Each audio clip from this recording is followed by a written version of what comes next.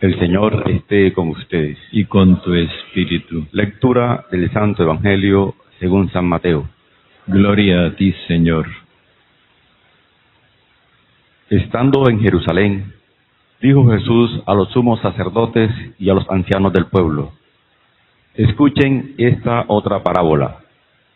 Una vez un patrón plantó una viña, la rodeó con una cerca, construyó el lagar para exprimir las uvas y levantó la torre del guardián.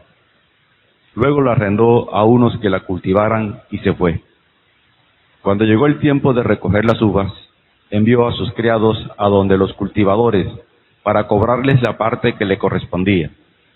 Pero los cultivadores agarraron a los criados y apalearon a uno, mataron a otro, y a otro lo apedrearon. Todavía envió a otros criados más numerosos que los primeros, pero los trataron de igual manera. Finalmente les envió a su hijo, pensando que por tratarse de su hijo lo respetarían.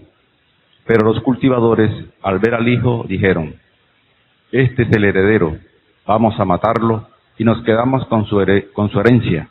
Y efectivamente lo agarraron, lo sacaron fuera de la viña y lo mataron. Ahora pregunto, cuando venga el dueño de la viña, ¿qué hará con esos cultivadores?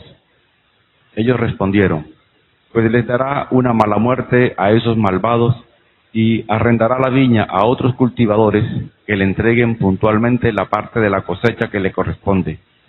Jesús entonces les dijo: ¿no han leído nunca lo que está en las Escrituras? La piedra que desecharon los arquitectos es ahora la piedra angular. Es el Señor quien lo ha hecho, ha sido un milagro patente. Por eso les digo, Dios les va a quitar su reino para confiárselo a un pueblo que produzca frutos. Palabra del Señor. Gloria a ti, Señor Jesús.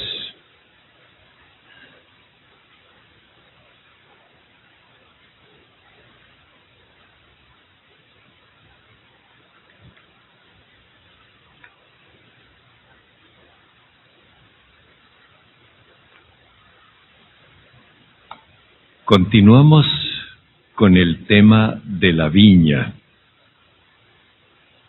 Y por segunda vez se dirige Jesús a los sumos sacerdotes y a los senadores del pueblo.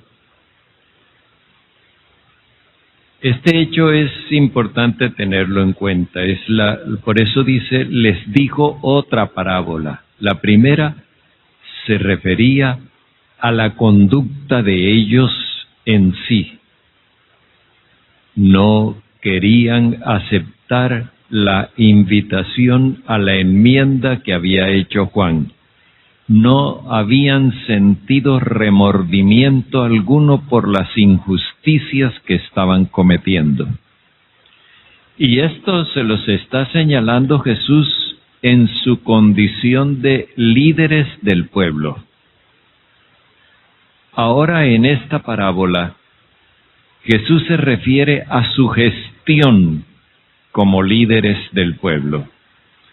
Escuchen otra parábola. Esta es semejante a la anterior, pero desde otro punto de vista, desde la gestión que ellos están haciendo como dirigentes del pueblo.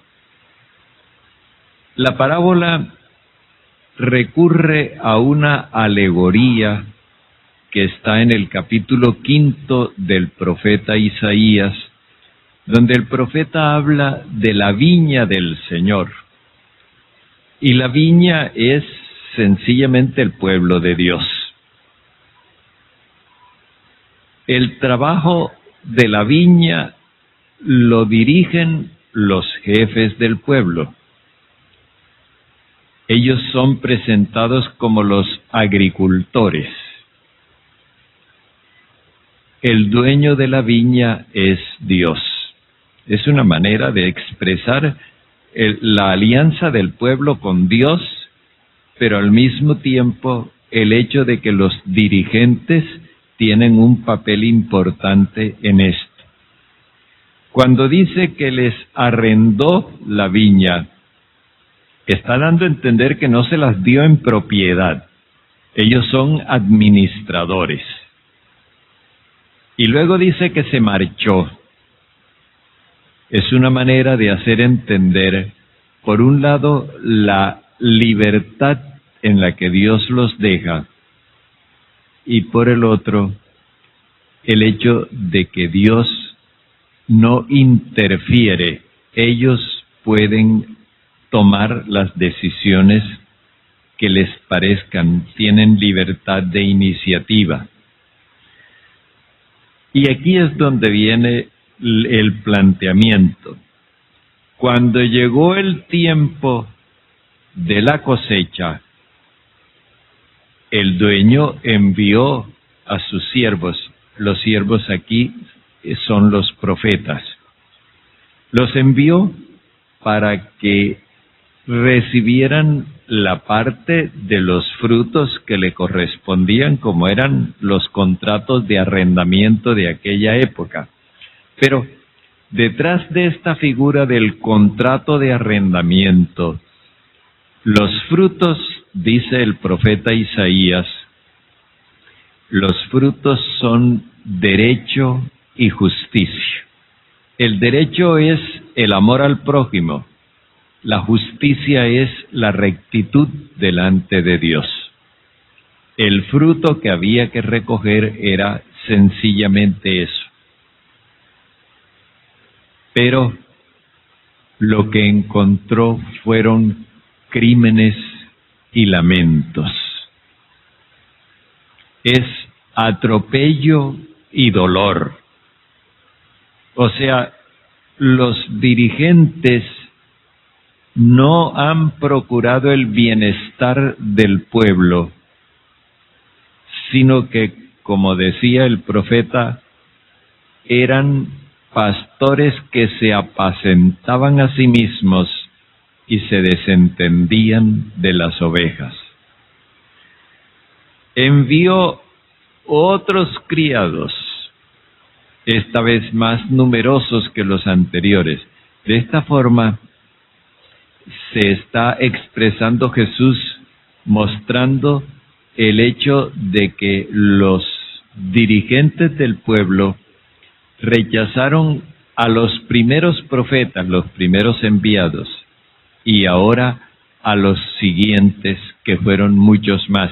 Recuerden que en la clasificación de los profetas mayores son 4 y los profetas menores son 12. Pero también estaría la clasificación de profetas anteriores y profetas posteriores. El hecho es que los van tratando de una manera vil.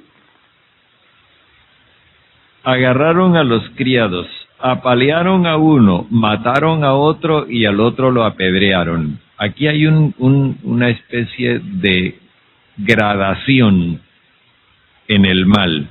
Apalear, después matar, y a nosotros nos parecería que matar ya es lo último. Pues no, hay otra cosa, que es matar apedreando, porque esta es una muerte afrentosa. No solamente le quitan la vida a la persona, sino que también la deshonran. Eso hicieron los dirigentes con los profetas. Como vemos, hay una escalada de maldad que va haciendo cada vez más difícil la relación entre los labradores y el propietario, o sea, entre los dirigentes y Dios. Finalmente, el propietario se decide a enviar a su hijo. El hijo es la representación del padre. El hijo tiene la misma dignidad del padre. A mi hijo lo respetarán. Pues resulta que no. Los dirigentes vieron al hijo como el heredero de la viña y dijeron: si nos deshacemos de él, nos apoderamos definitivamente de la viña. Ese era el objetivo de ellos desde siempre, apoderarse de la viña. O sea, los dirigentes querían disponer del pueblo a su amaño y antojo sin tener que rendirle cuentas a nadie. Ellos se adueñaban del pueblo. Vamos a ver más adelante que Jesús les reclama ese haberse adueñado del pueblo. Pero constatemos aquí el hecho. Se adueñaron del pueblo. Pretendieron eliminar al heredero para así apoderarse de la herencia. Es llamativo el rasgo de que lo empujaron fuera de la viña y lo mataron. O sea, lo excluyeron de la herencia de su padre y lo privaron de la vida. Ahora les pregunta Jesús. Primero los invitó a escuchar. Escuchen. Ahora opinen. ¿Qué hará el dueño de la vid con esos labradores? Y son ellos mismos los que dictan sentencia. Les dará una mala muerte a esos malvados y arrendará la viña a otros labradores que le entreguen los frutos a su tiempo. Era evidente que era esa la única conclusión. Excluir a los que antes habían sido administradores porque no lo hicieron y buscar unos nuevos administradores. Jesús hace ahora una pregunta retórica. Y es retórica porque se supone que ellos han leído la Escritura. Ustedes no han leído tal cosa. Claro que la han leído, pero no les importa. La piedra que desecharon los arquitectos es ahora la piedra angular. La piedra angular es la piedra que sostiene el arco y es la que queda en forma de ángulo en la parte superior. Jesús es la piedra angular de esta construcción que es la iglesia de Dios, el pueblo de Dios. Y entonces les dice, esto ha sido un milagro patente.